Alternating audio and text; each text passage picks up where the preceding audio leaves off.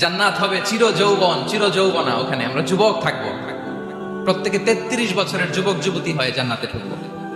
বিষ্ণু ইসলাম বলেন, আহলুল জান্নাতি জুরদা ওয়া মুরদা ওয়া আবনাউ সালাসিন ওয়া সালাসিন। জান্নাতে যারা যাবে শুভ্র দাড়িবিহীন, প্রত্যেকে হবে 33 বছর বয়সের।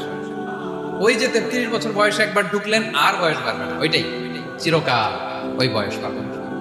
জান্নাতের আরেকটা ফিচার হচ্ছে নো ফ্রাস্ট্রেশন, কোনো চিন্তা নাই, দুশ্চিন্তা নাই, হাইপার টেনশন নাই, সজীব প্রাণবন্ত। সুবহানাল্লাহ।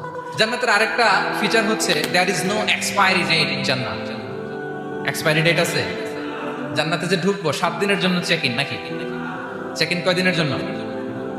7 দিন 10 দিন পরে চেক আউট করে ফেলবে, এরকম নো এক্সপায়ারি ডেট, আজীবন। একবার এন্ট্রি পেলে বের হওয়ার টেনশন নাই। আল্লাহু আকবার। তাহলে জান্নাতে কেউ অসুস্থ হবে না,